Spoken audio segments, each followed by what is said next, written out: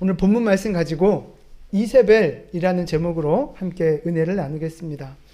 지금 두아디라 교회에 주시는 말씀을 살펴보고 있는데, 지난주에는 두아디라 교회를 칭찬하시는 말씀을 살펴봤어요. 기억나시죠? 자, 두아디라 교회는 뭐가 있는 교회였어요? 어떤 교회였어요? 제일 중요한 건 생명이 있는 교회였어요. 생명이 있는 교회. 그러니까 생명의 특징이 성장하고 움직이는 역동성이라 그랬잖아요. 그래서 두아디라 교회는 생명이 있었기 때문에 자라가는, 성장해 나가는 교회였고, 또 말씀을 듣고 아는 것으로 끝내는 것이 아니라 행하고 순종하고 실천하는 역동성 있는 교회였다는 말씀을 드렸습니다. 그런데 이렇게 좋은 교회인데 또 한편으로는 책망받는 문제들이 있었어요. 그래서 오늘은 그 책망하시는 말씀을 주시는데, 먼저 우리 20절 말씀을 함께 봉독하겠습니다. 20절입니다. 그러나 내게 책망할 일이 있노라. 자칭 선지자라 하는 여자 이세벨을 내가 용납함이니 그가 내 종도를 가르쳐 꿰어 행음하게 하고 우상의 제물을 먹게 하는도다. 아멘. 자, 두아디라 교회에 누가 있어요? 이세벨이라는 여자가 있어요. 이세벨. 자칭 선지자라 말하는 이세벨이라는 여자가 있었는데, 이 진짜 이름이 이세벨이 아니고요. 진짜 이름은 몰라요. 그런데 구약 성경에 보면 이세벨이라고 하는 악한 여자가 있었는데, 그 여자랑 비슷한 여자다, 이제 뭐 이런 의미에서 구약의 이름을 갖고 와서 이제 사용하고 있는 거예요. 그러면 구약에 나타난 그 이세벨이라고 하는 여자는 어떤 여자였는가 잠깐 살펴보면, 오늘 이 두아디라 교회에 있는 이세벨이라고 불름받는 여자가 어떤 여자인가를 알 수 있겠죠. 자, 먼저 이세벨은 어떤 여자였느냐면요, 그 북쪽에 있는 시돈 왕의 딸이었어요. 그러니까 공주잖아요, 공주.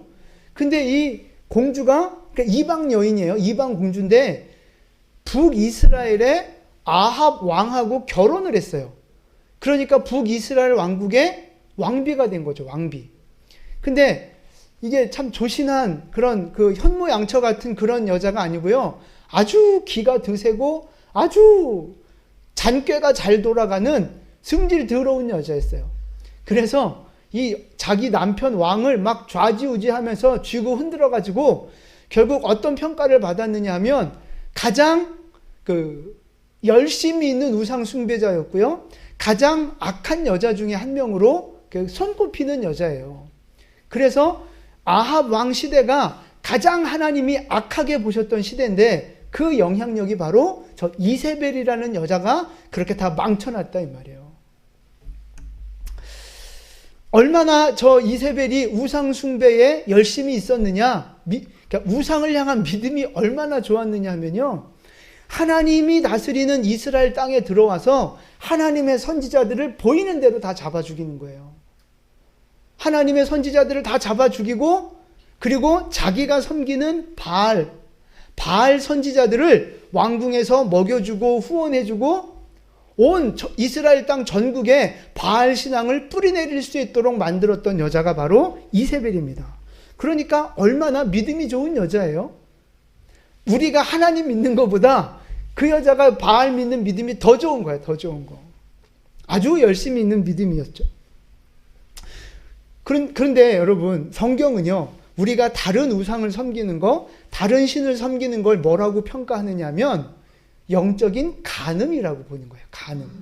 그러니까 이스라엘 백성들이 우상을 섬기게 만들었다는 말은, 다른 말로 말하면 이스라엘 백성들이 간음하게 만들었다는 거예요. 영적인 간음. 누가 그 일을 했다고요? 이세벨이라는 여자가 그 어마어마한 일을 한 거예요. 근데 오늘 이 두아디라 교회에 와보니까 그런 짓을 하고 있는 여자가 또 하나 있는 거예요. 그래서 그 여자를 지금 이세벨이라고 칭하고 있는 건데, 그 여자는 어떤 여자냐 보니까 자칭 선지자라고 말하고 있어요. 자칭. 그러니까 자기가 선지자다라고 말하고 있는 거고요. 그래서 20절 말씀을 보니까 중간에 보시면 그가 내 종들을 가르쳐서 꿰어 행음하게 하고 우상의 제물을 먹게 했다 그러는 거예요. 그러니까 구약에서 이세벨이 했던 짓하고 똑같은 짓을 하게 하는 거예요. 우상을 섬기게 하는 거죠. 영적인 간음을 하게 만드는 거예요. 그런데 여기서 중요한 게 뭐냐면 누구를 그렇게 만들었다는 거예요? 내 종들을 가르쳐서 꿰었다는 거예요. 그냥 단순히 성도를 말하는 게 아니고요. 지도자들, 리더들, 목회자들 뭐 이런 부류의 사람들을 말하는 거예요. 그러니까 그냥 평신도를 미혹하는 정도가 아니라 지도자들을 가르쳐서 미혹할 만큼 대단한 여자였어요. 그러니까 지도자들을, 리더들을 유혹할 만큼 말도 잘하고 아는 것도 많고 막 이랬던 여자예요. 그럼 여러분 그 지도자들이 미혹을 당했다면 그 지도를 받는 성도들은 어땠겠어요? 당연한 거죠. 그래서 두아디라 교회 전체가 흔들리는 그런 하나님 앞에 책망받는 모습들이 오늘 있는 거예요. 그래서 예수님이 오늘 두 가지를 책망하시는데, 두 번을 책망하시는데, 첫 번째가 이세벨을 용납한 교회를 향한 책망이고요. 두 번째가 그 이세벨 개인을 향한 책망이 나타나고 있어요. 그래서 첫 번째로 교회를 향한 책망을 먼저 좀 살펴볼 건데요. 20절 말씀처럼 내게 책망할 일이 있노라 하시면서 이세벨을, 자칭 선지자라는 여자 이세벨을 내가 용납함이니, 그 용납한 것에 대한 책망을 하신다고요. 그러니까 여기서 용납했다는 말은요, 그대로 받아들인다는 의미도 있고 모른 채 이렇게 방치한다는 의미도 있는 거예요. 그러니까 이세벨이라는 여자가 어떤 여자였길래 리더들까지 속이고 가르치고 넘어뜨리는 그런 일들을 하는 그 여자를 용납했을까? 받아들였을까? 모른 채 하고 넘어갔을까 하는 거죠. 그러니까 자칭 선지자라고 할 만큼, 그리고 지도자들을 가르쳐 꿰일 만큼 이 여자는 뭐를 많이 알겠어요? 성경을 많이 아는 거예요. 아는 지식이 많은 거예요. 그리고 말도 잘하는 거예요. 말도. 아주 그럴듯하게 말도 잘 포장을 하는 거죠. 그러니까 아주 똑똑한 여자였다는 걸 알 수 있어요. 그리고 아마 단순히 똑똑하기만 한 게 아니라 세상적인 지위도 있고 돈도 많지 않았을까. 또 여자는 아무리 돈 많고 똑똑해도 남자들이 혹 넘어가지 않아요. 어떤 여자한테 넘어가요? 무식해도 이쁘면 넘어가는 거예요. 그러니까 아마도 이 이세벨이라는 여자가 똑똑하죠, 말도 잘하죠, 돈도 많죠, 아마 예쁘기도 하지 않았을까? 그런 생각도 들어요. 또 자칭 선지자라 말하는 거 보니까 어떤 예언적인 은사, 어떤 그 영적인 그런 그 은사도 있지 않았을까? 이렇게 추측을 해보는 거예요. 그러니까 보세요. 그 인간적으로, 외적으로 보면 너무 완벽한 거예요. 인싸인 거예요, 인싸. 거기에다가 영적인 은사까지 있어요. 그러니까 많은 사람들이 거기에 혹하고 넘어갈 수밖에 없는 상황인 거죠. 거기에다가 또, 이건 이제 외적인 조건이었고, 또 하나 어떤 유혹이 있었느냐 하면, 이세벨이 가르치는 교훈이요, 영지주의적인 그 가르침이었단 말이에요. 그러니까 육신적인 건 악하고 영적인 것만 선하다. 영적인 지식만 있으면 천국에 간다 그러는 거예요. 그러니까 우리가 예수를 믿고 육신을 입고 있는데 내가 육신적으로 아무리 범죄하고 나쁜 짓을 해도 내가 예수님 그 영적인 지식만 분명하게 갖고 있으면 죄를 져도 죄가 아니라는 거죠. 죄를 아무리 지어도 천국에 갈 수 있다는 거예요. 이게 이제 요즘 현대로 오면 이게 구원파 교리인데 그런 교리를 가르치고 있는 거예요. 근데 보세요. 두아디라 교회의 상황이 지금 어떤 상황이에요? 핍박받고 있잖아요. 황제 숭배하고 우상을 숭배하는 것 때문에 핍박을 받고 조롱을 받고 많은 불이익을 당하고 있는, 손해를 보고 있는 그런 상황이었어요. 잡혀가서 고문을 당하기도 하고 경제적인 억울한 피해를 당하기도 하고 때로는 예수님 때문에 목숨을 내버리는 그런 고통 가운데 있는 현실이었단 말이죠. 그런데 그런 상황 속에서 이 이세벨의 가르침이 너무 마음에 와 닿는 거예요. 감동이 되고 은혜가 되는 거예요. 왜? 우상 숭배해도 돼. 신전에 가도 돼. 그리고 교회만 오면 돼. 그러면 너 구원받을 수 있어. 네가 우상 제물 먹는 거, 영적인 간음하는 거, 우상 신전에 가서 그 성전의 창녀들하고 같이 노는 거 괜찮아. 주일날 교회만 와서 네 영적인 지식만 붙잡으면 너는 구원받는데 문제 없어. 여러분, 그 가르침이 얼마나 은혜가 되겠습니까? 얼마나 감동이 되고 위로가 되겠냐고요. 우상 섬겨도 괜찮아? 하나님도 섬기면 되니까. 교회, 우상 신전에 가도 괜찮아? 교회만 오면 되니까. 복음인 거죠, 복음. 근데 하나님이 보실 때, 그러니까 그런 것 때문에 많은 사람들이 이 이세벨의 가르침에 꿰어서 잘못된 신앙의 길을 걸어가고 있는 거죠. 근데 하나님이 보실 때 이거는 영적 간음이라고요. 큰 죄를 짓는 거라 말씀이에요. 근데 그러한 이세벨을 이 두아디라 교회가 교회적인 차원에서 어떻게 한 거예요? 용납했다고요. 그냥 받아들인 거예요. 그 악한 가르침을 때로는 모른 척하고 그냥 봐주고 그랬다 이 말이에요. 하나님은 지금 이 부분을 책망하고 계시는 거예요. 여러분, 교회는요, 절대 죄를 용납하면 안 되는 거예요. 교회는요, 죄를 용납하면 안 된다고요. 왜요? 여러분, 예수님이 왜 죽으셨어요? 죄 때문에 죽으신 거잖아요. 우리의 죄 때문에 예수님이 대신 죽으셨고 십자가에서 피 흘려 죽으시면서 우리 죄를 용서해 주신 인생이 나고 그런 내가 모여있는 곳이 교회 공동체인 거잖아요. 그러니까 교회라고 하는 공동체는요, 정말 죄를 용납하면 안 돼요. 가장 경계하고 거부해야 할 것이 바로 죄라고요, 죄. 여러분, 이제 귤 같은 거 이렇게 한 박스 사보면 그 안에 꼭 썩어 있는 게 하나씩 들어가 있을 때가 있어요. 그러면 그 귤을 골라내지 않으면 그냥 가만히 내버려 두면 어떻게 돼요? 주변에 있는 귤이 금방 다 썩어버린다고요.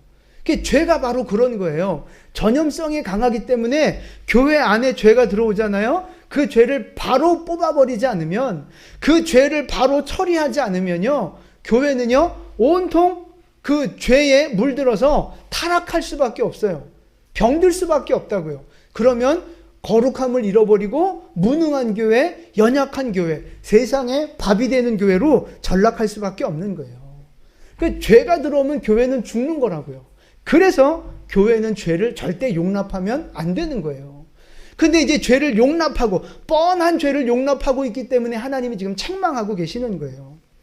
근데 이제 여기서 혹시 오해가 생길까봐 한 가지 더 설명을 드리면 그런 거죠. 교회는요, 죄를 용납할 수 없는 곳입니다. 그러나 죄인을 용납해야 하는 곳이에요. 죄는 거부해야 되지만 죄인은 받아들여야 하는 곳이 바로 교회라 이 말씀이에요. 세상은 거꾸로죠. 죄는 절대 용납 못해. 한번 잘못한 사람은 막 반드시 막 매장시켜야 되는 매장시키는 것처럼 막 그렇게 하면서도 그 죄인은 그 죄를 그러니까 온 세상이 다 죄를 짓고 살면서도 막상 누군가가 죄인으로 딱 드러나면 그 죄인은 절대 용서하지 않고 매장시켜버리는 것이 세상의 모습이잖아요. 교회는 그렇지 않다고요. 죄를 철저하게 배격하면서도 죄인은 누구보다도 환영하고 받아들이는 곳이 바로 교회여야 한다는 거예요. 자, 데살로니가 후서 3장 14절 15절 말씀입니다. 같이 봉독할게요. 누가 이 편지에 우리 말을 순종하지 아니하거든 그 사람을 지목하여 사귀지 말고 그로 하여금 부끄럽게 하라. 그러나 원수와 같이 생각하지 말고 형제같이 권면하라. 아멘. 그러니까 14절에 보면 우리 말을 순종하지 않는 사람을 지목하라는 거예요. 너 이 사람 죄 지은 사람 그 죄가 뭔지를 정확하게 가르쳐 주라는 거예요. 죄는 죄라고 말해 주라는 거예요. 그런데 말해 줄 때 저 사람을 원수처럼 다시는 상종하면 안 될 사람처럼 하는 게 아니라 형제처럼 대하라는 거예요. 사랑으로. 그러니까 죄는 죄라고 분명히 가르치고 말해야 하지만 그 죄 짓고 있는 죄인은 형제처럼 사랑으로 품어주어야 한다라는 말씀인 거예요. 여러분, 지금 이 한국 사회뿐만 아니라 전 세계의 가장 큰 이슈가 되는 것 중에 하나가 뭐냐면 동성애 문제입니다. 차별금지법 문제. 여러분, 동성애는 죄입니까? 아닙니까? 죄예요. 동성애는 죄입니다. 그것도 하나님이 아주 싫어하시는 큰 죄 중에 하나예요, 바로. 자, 그러면 우리 중에는 혹시 없겠지만 혹여 동성애를 하는 사람이 교회를 온다 그러면 오라고 해야 돼요? 오지 말라고 해야 돼요? 환영해야 되는 거예요. 동성애 하는 사람 교회 온다 그러면 환영해야 된다고요. 왜요? 그 사람만 죄인이에요? 나는 동성애라는 죄는 안 짓지만 나도 역시 다른 죄를 짓고 있는 죄인이에요. 아니, 우리 다 죄인이라고요. 우리 다 죄인이에요. 교회는 누가 오는 곳이에요? 죄인이 나오는 곳이에요. 죄인. 죄인이기 때문에 뭐가 필요해요? 교회가 필요한 거라고, 용서가. 여러분, 아픈 사람한테 뭐가 필요한 거예요? 그죠? 의사가 필요하고 병원이 필요하고 약이 필요한 거 아니겠어요? 건강한 사람은 그런 거 필요 없다고요. 마찬가지요. 의인은요, 필요 없어요. 이 죄인이 교회가 필요한 거예요. 왜? 교회는 죄인을 받아주는 것이고, 죄를 가르쳐 주는 것이고, 용서를 가르쳐 주는 것이니까. 그래서 죄인일수록 교회가 필요한 거고, 죄인일수록 교회에 나와야 되는 거예요. 많은 사람들이 그래요. 전도하면 전 아직 술을 못 끊어서 교회를 못 나간대. 아니요, 술, 담배 못 끊어도 괜찮습니다. 교회 나오시면 되는 거예요. 본인은 부모님 돌아가시면 이렇게 제사 드리고 이제 그때 나오겠다는, 제사 끊고. 아니요, 제사 드려도 괜찮으니까 교회 나오시면 되는 거예요. 모든 사람들은 다 교회 나오셔야 되는 거예요. 심지어 무당도요, 토요일날 굿하고 주일날 교회 나오셔도 되는 거예요. 스도 마찬가지예요. 스도 토요일까지 목탁 두드렸어도 주일 되면 교회 나오셔도 되는 거예요. 혹여나 이제 누가 이렇게 목탁 두들기면서 주일날 오시잖아요. 그냥 환영해 주세요. 이렇게 막 꽝꽝 그 깃털 달리 모자 쓰고 누가 와도 받아주세요. 교회는 문턱이 없어요. 누구라도 다 와야 하고 올 수 있는 곳이 바로 교회라고요. 죄인을 받아주는 곳이 바로 교회입니다. 제가 우리 지성이한테 퀴즈를 하나 낸 적이 있어요. 바닷가에 갔을 때, 이 바다 이름이 왜 바다인 줄 알아? 그랬더니 모른대. 물이 많아서 바다래요. 그게 아니야. 모든 것을 다 받아주니까 바다야. 개그 같지만 또 그런 것 같지 않습니까? 모든 세상의 것들을 다 받아내는 곳이 바다잖아요. 그래서 저는 교회가 그런 바다와 같은 곳이라고 생각하는 거예요. 죄인도 받아들이고, 창녀도 받아들이고, 이방 우상 섬기는 사람도 받아들이고, 모든 사람을 다 받아들이는 곳이 교회여야 된다고요. 교회 이름을 바다교회라고 바꿀까? 바다. 예수님을 보세요. 남들이 다 손가락질하는 그 세리장 삭개오 받아주셨잖아요. 남들이 다 돌로 쳐 죽이려고 하는 그 간음하다 잡힌 여인, 예수님 받아주셨잖아요. 남들이 다 싫어하는 그 이방 여인들, 그 율법적인 바리새인들, 예수님이 다 받아주셨잖아요. 사람들은 배척하고 정죄하고 싫어했어도 예수님은 다 받아주셨다고요. 죄 있는 그 자체로 그냥 다 받아주셨다고요. 교회가 그래야 된다고요. 그런데 죄인을 받아들인다고 해서 그 사람이 계속 그 죄를 짓고 살아가도 된다는 건 아니라는 거예요. 그래서 간음을 하다가 현장에서 잡힌 여인, 사람들은 다 돌로 쳐 죽이려고 했지만 예수님은 그 여자를 받아주셨어요. 그리고 나서 하신 말씀이 뭐였습니까? 자, 요한복음 8장 12절 같이 봉독합니다. 예수께서 이르시되 나도 너를 정죄하지 아니하노니 가서 다시는 죄를 범하지 말라. 아멘. 나도 너를 정죄하지 않겠다. 내가 너 받아주겠다. 그런데 다시는 죄 짓지 마라. 그 죄를 이겨라. 다 받아주시고 나서 다시 그 사람이 새로워질 수 있도록 기회를 주시는 거예요. 용광로와 같은 거죠. 용광로. 온갖 그 원석, 불순물 잔뜩 들어있는 것들 다 때려놓고 나면 나중에 그 용광로에서 순수한 그 광석들만 나오는 거잖아요. 교회가 바로, 예수님이 바로 그런 역할을 하시는 거예요. 죄인 괜찮아. 이방신 괜찮아. 너 나쁜 짓 했어? 괜찮아. 다 받아주시는 거예요. 다 받아주시면서도 그렇게 살면 안 돼. 라고 그에게 다시 한번 새로워질 수 있는 기회를 주시는 거예요. 기회. 여러분, 우리 교회가 바로 그런 교회가 될 수 있기를 축복합니다. 죄인이 들어와서 죄를 깨닫고 변화되고 회복될 수 있도록 도와주고 가르쳐주고 기다려주고 기도해주는 곳이 바로 우리 교회가 되어져야 할 줄로 믿습니다. 죄는 분명하게 가르쳐야 돼요. 죄. 그리고 그 죄를 끊어낼 수 있을 때까지 기도해주면서 도와주는 역할을 감당해야 된다는 말씀이에요. 자, 그러니까 다시요. 죄를 끊는 게 먼저입니까? 교회를 나오는 게 먼저입니까? 그렇죠. 교회를 나오는 게 먼저예요. 헷갈리시면 안 돼요. 나 술 마시고 담배 피고, 너 교회 나오지 마. 술 끊고 나와. 여러분, 이건 무식한 소리예요. 일단 누구라도 교회를 나오시고 하나님이 주시는 은혜를 힘입어 그 죄를 이겨가는 삶을 살아가시면 되는 겁니다. 우리 모두 사실은 다 죄인인데 교회 나오고 있잖아요. 그리고 그 죄들을 이겨나가고 있는 거잖아요. 우리가 바로 그런 사람인데 누구를 정죄하겠어요? 누구를 교회 나오지 말라고 하겠어요? 우리 모두 다 하나님의 은혜 가운데 있는 사람들, 그 은혜를 모르는 사람들에게도 이 은혜를, 사랑을 함께 나누는 여러분 될 수 있기를 축복합니다. 자, 이제 다시 또 본론으로 돌아와서, 그래서 교회는요, 죄를 용납하면 안 되는 거예요. 절대 교회는 죄를 용납하면 안 됩니다. 죄인은 받아주셔야 되지만. 자, 그래서 제가 생각해 봤어요. 교회에 들어와 있는 죄들이 무엇일까? 비성경적이고 세상적인 가치관들, 하나님이 싫어하시는 일들, 그것들, 교회에 들어와 있는 것들이 뭐가 있을까?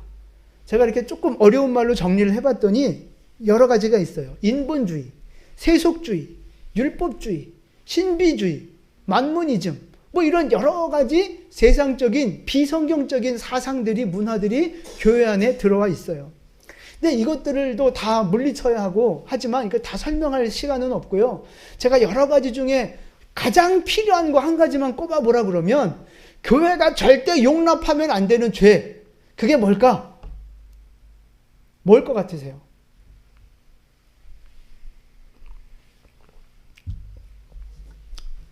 정답입니다. 뭐라고 말씀하셨는지 모르지만 정답입니다. 가장 교회가 배척해야 할, 절대 용납하면 안 되는 죄, 그건 바로 기도를 쉬는 죄고요, 말씀을 모르는 무지한 죄입니다. 저는 이 두 개가 가장 근본이라고 생각해요.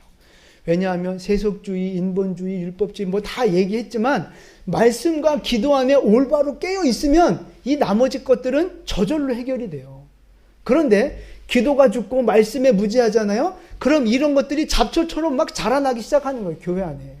그래서 가장 중요하고 가장 본질적인 죄, 교회가 용납하면 안 되는 죄를 하나 꼽으라면 그게 바로 기도와 말씀에 무지하고 게으른 죄라고 저는 생각합니다. 우리 다 찔리는 거 아니야 지금? 여러분, 기도를 쉬는 죄를 용납하지 마시기를 바랍니다. 말씀에 무지한 죄를 용납하지 마시기 바랍니다.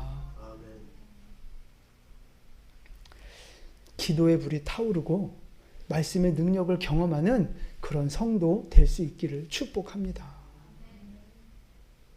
정말 아무리 강조해도 지나치지 않는 것 같아요. 기도하지 않는 죄, 말씀에 무지한 죄. 여러분, 정말 이건 우리 용납하지 않기를 정말 간절히 강력하게 또 권면드립니다. 기도하세요. 말씀을 좀 읽으세요.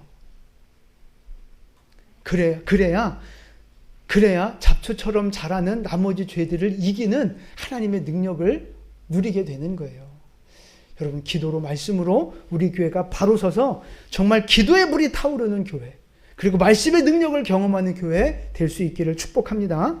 자, 이제 또 계속해서 좀 이어지기는 하는 말씀인데, 자, 이제 두 번째, 책망하시는 것이 누구를 향한 책망이냐? 이세벨을 향한 책망입니다. 이세벨, 개인을 향한 책망이에요. 자, 21절 말씀, 21절 같이 봉독합니다. 또 내가 그에게 회개할 기회를 주었으되 자기의 음행을 회개하고자 하지 아니하는도다. 아멘. 하나님이 이세벨에게 회개할 기회를 주신 거예요. 근데 이 여자가 회개하지 않고 계속해서 반복해서 그 나쁜 죄를 짓고 있는 거죠. 그래서 책망하고 계시는 거예요. 그러니까 교회가 교회적인 차원에서 죄를 용납하면 안 되는 것처럼 성도 개인도 개인적인 차원에서 죄를 용납하시면 안 되는 거예요. 성도는요, 죄와 싸우는 사람입니다. 성도는 죄와 싸우는 사람이에요. 자꾸만 핑계대고 타협하면서 죄 짓는 것을 멈추지 못하는 그런 모습으로 살아가면 안 된다고요. 우리는 그렇게 핑계도 많고 이유도 많고 말도 많고 변명도 많고 자꾸만 자기가 죄를 짓고 하나님 앞에 잘못된 모습으로 살아가야 할 이유가 너무나도 많아요. 근데 그러면 안 된다고요. 성도는요, 죄를 용납하시면 안 되고 죄와 싸우는 사람이 돼야 되는 거예요. 여러분, 지금 여러분의 삶을 생각해 보세요. 내가 죄인 줄 알면서도 용납하고 있는 부분들이 있을 거예요. 죄인 줄 알면서도 용납하고 있는 거. 그러니까 하나님 앞에서 영적인 모습이든 아니면 그 사람들 관계 속에서의 어떤 자기의 약한 모습이든 아니면 자기가 갖고 있는 어떤 자기만의 습관이든 뭐 여러 가지가 있을 수 있는데 하나님 앞에 옳지 못한 그 죄들이 있을 텐데 그 중에 여러분이 용납하고 있는 것들이 뭐가 있느냐 하는 거죠. 때로는 모른 척하고 때로는 알면서도 좋으니까 그 죄를 짓고 있는 것들 무엇입니까? 간절히 바라기는 내가 용납하고 있는 그 죄악들이 오늘 이 시간에 하나하나 끊어지는 은혜가 있기를 축복합니다. 예수 이름의 능력으로 핑계대고 있는 용납하고 있는 모든 죄악들은 하나하나 끊어지게 될지어다. 끊어지게 될지어다. 끊어지게 될지어다. 할렐루야. 그래서 우리가 거룩한 성도로 자라나가고 거듭나야 되는 거예요. 자, 그런데 이제 또 중요한 게 뭐냐면요. 죄를 안 짓는 거 참 좋죠. 중요하죠. 죄와 싸우는 거 정말 중요한 겁니다. 그런데 그거보다 더 중요한 게 있어요. 뭘까요? 죄를 지었을 때 회개하는 거예요. 어차피 사람은 죄 안 짓고는 못 살잖아요. 우리 연약한 인생이. 어차피 죄를 지을 수밖에 없어요. 싸우기는 싸우지만 결국은 또 죄를 지을 수밖에 없는 것이 우리의 한계이기 때문에 죄를 안 짓는 것도 중요하지만 죄를 지었을 때 회개하는 마음을 갖는 것이 더 중요하다 이 말씀이에요. 그래서 오늘 말씀도 보면 이세벨을 책망하시는 이유가요. 죄를 지었다고 책망하시는 것도 있지만 그거보다 더 본질이 뭐냐면 회개하지 않았다는 것에 대한 책망을 더 강하게 하시는 거예요. 회개하지 않았기 때문에 책망하시는 거라고요. 여러분 생각해 보세요. 사람은 다 죄를 짓는데 회개하라 그러면 그게 왜 힘들까요? 왜 회개가 잘 안 되는 거예요?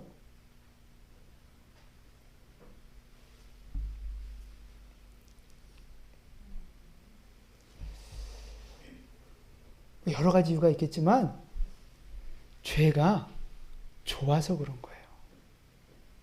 죄가 좋아서. 죄가 익숙해서. 그거를 끊어내기 싫은 거예요. 그냥 죄에 붙잡고 살고 싶은 거예요.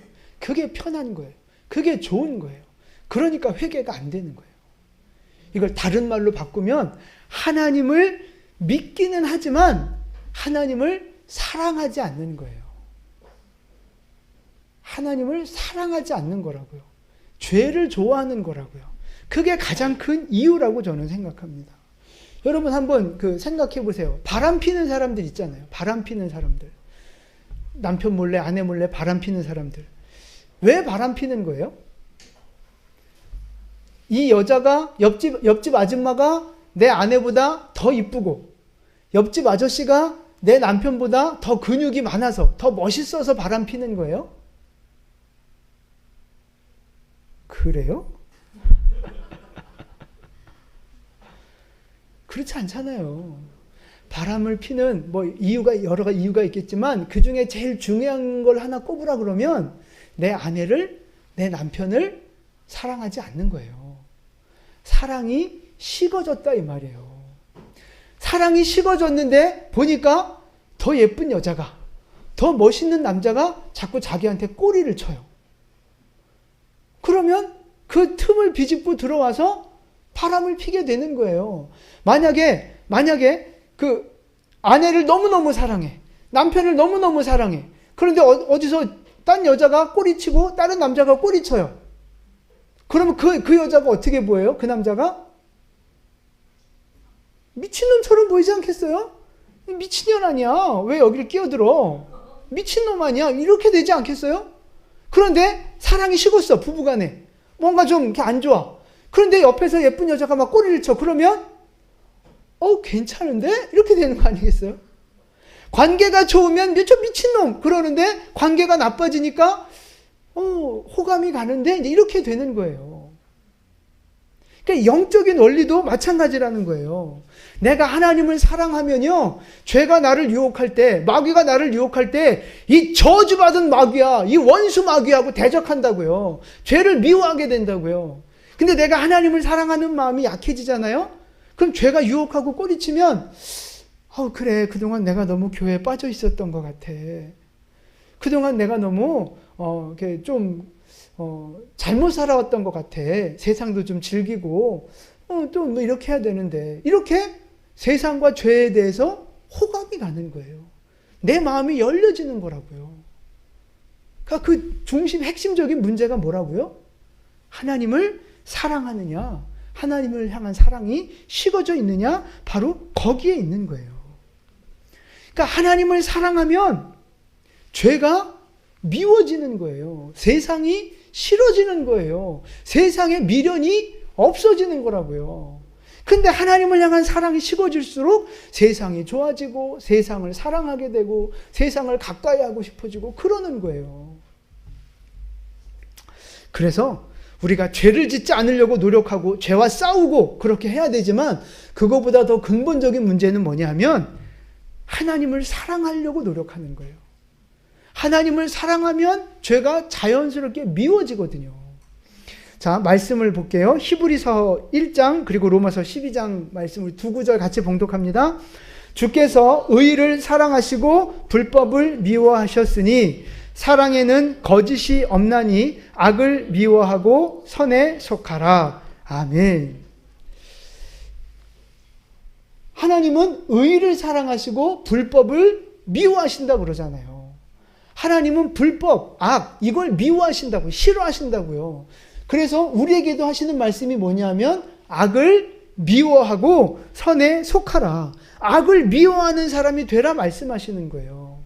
그러니까 죄가 너무 좋은데 죄를 안 지으려고 어떻게 참아보려고 막 이렇게 막 애쓰고 몸부림치는 그런 수준을 넘어서서 죄 그러면 싫어지고 죄 그럼 미워지는 그 수준으로 자라가라는 말씀을 하고 계시는 거예요. 죄가 좋은데 참는 게 아니라 죄가 싫어지고 죄가 원수처럼 여겨지고. 왜? 그 죄 때문에 예수님이 죽으셨잖아요. 그 죄 때문에 예수님이 고난당하셨고 우리의 인생에 저주가 찾아왔잖아요. 근데 그 죄를 왜 자꾸 좋아하시냐고요. 죄를 미워하고 저주하고 거부할 수 있는 여러분 될 수 있기를 축복합니다. 그러니까 하나님을 사랑하면 그게 되고요. 하나님을 사랑하지 않으면 그게 안 되는 거예요. 에어컨을 조금만 좀 약하게 좀 틀어주시겠어요? 자, 여러분, 하나님을 사랑하는 여러분 되시기를 축복합니다. 하나님을 사랑하는 여러분 되시기를 축복합니다. 그래서 세상을 미워하고 죄를 미워하고 하나님을 가까이 하는 여러분 되시기를 축복합니다. 자, 이제 또 하나 마지막 중요한 말씀이 뭐냐 하면요. 하나님이 이 죄인, 이세벨한테 왜 회개하라고 하실까요? 그냥 바로 심판 딱 하시면 될 텐데 왜 이 악한 이세벨을 향해서 회개하라고 하시는 이유가 뭐예요? 그렇죠. 사랑하시기 때문에 그러는 거예요. 아니 여러분, 이 이세벨이 보통 나쁜 여자예요? 지도자들을 유혹하고 거짓된 정보를 주고 막 이래서 성도들을 지옥으로 끌고 가고 영적으로 간음하게 만든 이 나쁜 년인데, 아주 독하고 악한 년인데 바로 심판해야 되는 거 아니에요? 근데 예수님은 그 이세벨에게도 기회를 주시는 거예요. 회개할 수 있는 기회. 왜요? 사랑하시니까. 하나님은요, 죄인을 사랑하시는 분이에요.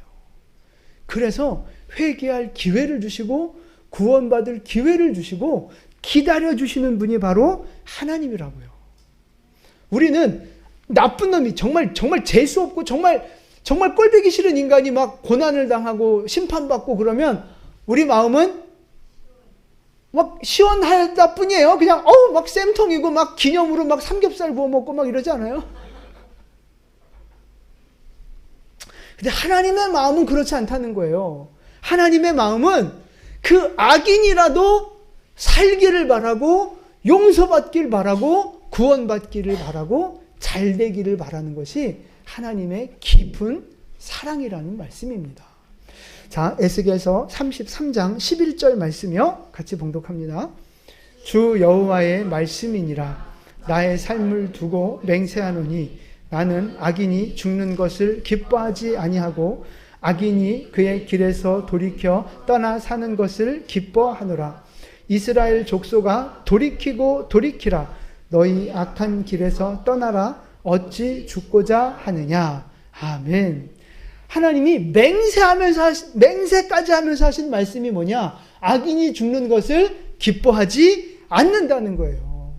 아무리 악한 놈, 나쁜 놈이라도 그가 회개하여 살기를 원하시는 것이 하나님의 마음, 그것이 하나님의 사랑이라는 말씀이에요. 그래서 정말 나쁜 년이지만 이 이세벨, 그도 구원받기를 원하시고 용서받기를 원해서 회개할 기회를 주시고 시간을 주셨다고 말씀하고 계시는 거예요. 여러분, 이제 이 말씀을 우리에게로 한번 돌려보세요. 오늘 우리도 마찬가지예요. 여러분, 의인이십니까? 완전하십니까? 아니잖아요. 예수는 믿었지만, 구원은 받았지만 여전히 우리 안에 죄가 있고 음란이 있고 우상을 영적인 간음을 하고 나쁜 짓들, 우리 속을 들여다보면 얼마나 악하고 더러운 것들이 가득 차 있습니까? 그러니까 하나님의 그 공의의 법대로 잣대로 되면 우리도 다 죽어야 되는 인생들이에요.